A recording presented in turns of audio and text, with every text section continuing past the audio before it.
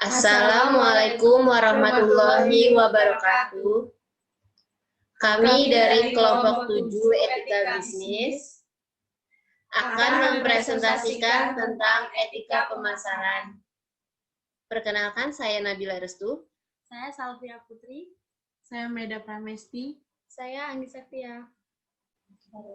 Yang pertama ada definisi etika pemasaran.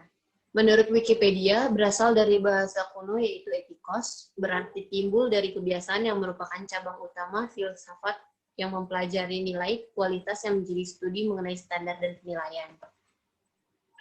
Yang kedua, menurut Philip Kotler 1997, pemasaran adalah suatu proses sosial dan manajerial yang dimana di dalamnya terdapat individu dan kelompok untuk mendapatkan apa saja yang mereka inginkan dan butuhkan dengan cara menciptakan, menawarkan, dan mempertukarkan produk yang bernilai dengan pihak lain.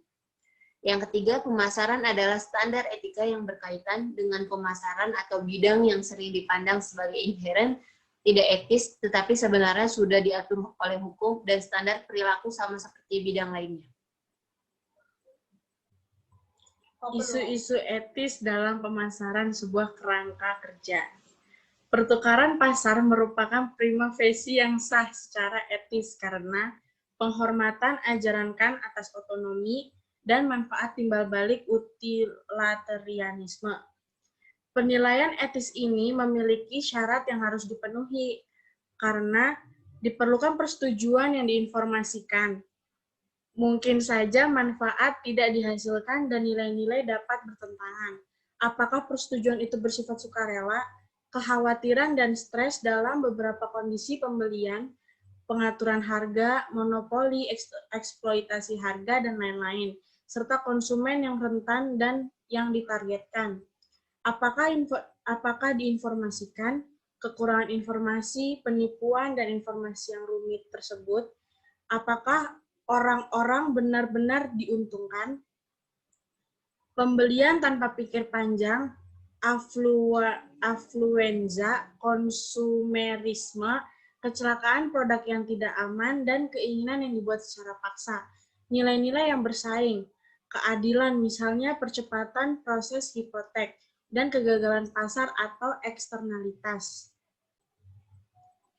Kerangka kerja ini membantu para pengambil keputusan untuk sampai pada sebuah keputusan yang etis tetapi tidak mengarah pada keputusan yang benar.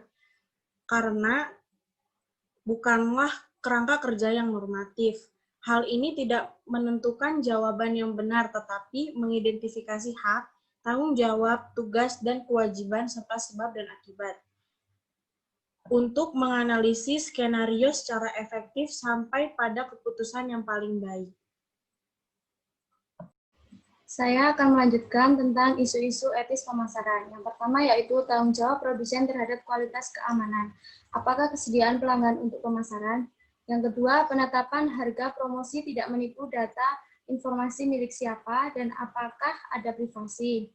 Isu-isu yang tersirat yaitu tanggung jawab, mempromosikan dan mempertukarkan 4P yaitu produk, price, promosi, dan please. Kemudian di sini saya akan menjelaskan mengenai tanggung jawab terhadap produk. Yang pertama yaitu unsur penempatan produk, berupa berusaha menentukan target pasar yang mungkin membeli. Jadi sebelum menempatkan produk, kita harus menentukan pasar mana yang mungkin akan menerima dan membeli produk tersebut.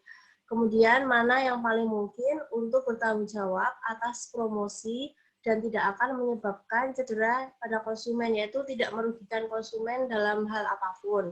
Kemudian tanggung jawab keamanan, yaitu melibatkan akuntabilitas. Di sini yang dimaksud akuntabilitas yaitu apapun keputusan yang diambil dapat menjelaskan aktivitas tersebut dan memang benar adanya.